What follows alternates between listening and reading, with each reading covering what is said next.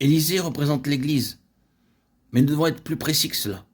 Il représente le ministère de l'Église sur la base du Saint-Esprit présent dans l'Église, mettant en évidence toutes les valeurs, toutes les potentialités de la résurrection, de l'ascension et de la glorification de Christ. Voyez qu'ils sont allés tous deux au Jourdain, ils ont tous les deux traversé le Jourdain, l'un avec l'autre, et employant le langage du Nouveau Testament, l'un dans l'autre.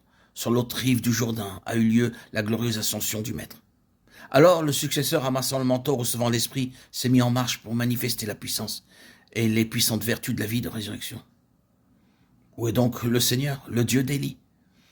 Il a été répondu de nombreuses fois à cette question à travers tous ceux qui étaient confrontés à des situations de mort. Si vous pouvez saisir cela, vous avez la clé pour tous ces incidents. Certaines personnes sont venues et ont appelé les fils des prophètes. Bien sûr, en considérant l'histoire telle qu'elle est écrite, vous n'êtes pas emballé par ces fils des prophètes. Cependant, il typifie quelque chose. Qu'est-ce qu'il signifie? Il représente ceux qui serviront parmi le peuple du Seigneur, en relation avec cette énergie de l'Esprit qui est présente dans Élisée. Ceux qui, parmi le peuple du Seigneur, servent pour le témoignage de Jésus, pour le témoignage de sa vie ressuscitée. Maintenant, notez ce qui est arrivé. Ces fils des prophètes ont dû entrer dans l'expérience pour pouvoir servir. Ce ministère particulier qui progressait était le ministère de la vie vainquant la mort. Considérons maintenant les choses qui sont citées. Les eaux de Jéricho, le poisson dans le pot, le fer de hache qui tomba dans le fleuve et qui a surnagé. Tout fait allusion à la mort agissant dans diverses directions de plusieurs manières, chacune d'elles ayant sa propre signification, et de la vie se manifestant triomphalement sur la mort lors de ces tentatives. Ces fils des prophètes ont eu l'expérience de tout cela et ils ont appris en étant terriblement éprouvés. Et chaque fois, il y avait cette attitude. Maître, qu'est-ce que nous ferons? C'est leur cri, sans cesse répété. Et il doit en être ainsi pour nous qui sommes aussi confrontés au même dilemme.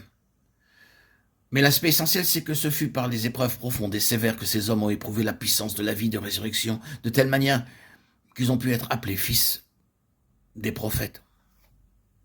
Nous voyons que cela correspond à ce passage qui a été cité. « Voici, moi et les enfants que l'Éternel m'a donnés, nous sommes des signes et des prodiges. » Cela signifie quelque chose qui est en dehors du domaine humain, quelque chose de merveilleux qui ne peut être attribué qu'à Dieu. Ils sont là pour être des signes et des prodiges. Et les fils des prophètes, aux côtés d'Élisée, manifestent son caractère en apprenant à son école de manière expérimentale. Nous sommes d'accord sur le fait que nous avons l'Esprit. Le ministère de l'Esprit est le ministère de la vie vainquant la mort, de toute manière et en toutes les circonstances. Et notre éducation est en relation avec cela. Si nous devons entrer dans ce service, ce véritable ministère de vie parmi le peuple du Seigneur, nous devons parvenir à cette connaissance par l'expérience et par la puissance de sa résurrection. La seule chose qui puisse réellement servir, c'est cette vie qui triomphe de la mort. Maintenant, permettez-moi de le répéter, c'est par le témoignage, qui n'est pas un témoignage fait de mots, d'expressions, de doctrines, ni un système constitué par des vérités et des interprétations. Par le témoignage dans la vérité même, dans la puissance, dans la pleine réalité que nous devons être amenés constamment, non pas une fois ou deux fois, mais de différentes manières et en différents domaines, dans des situations où seulement Dieu pourra répondre aux besoins. Il est le Dieu de résurrection qui seul peut ressusciter les morts. C'est cela le témoignage. Et ce n'est pas quelque chose dont vous pouvez entendre parler et vous en saisir.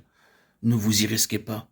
Si vous voulez être dans le cours du ministère de l'Esprit de vie, vous devez affronter le fait que vous allez être plongé dans des situations où personne ne pourra vous aider, rien ne pourra répondre aux besoins, mais seulement Dieu lui-même.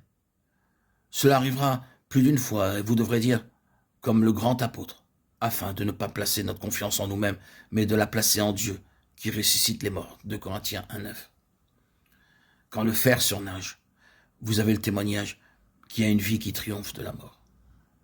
J'aurais désiré voir les divers incidents survenus dans la vie d'Élisée, mais cela nous conduirait trop loin. Il y a cette constante manifestation de la vie triomphant sur la mort.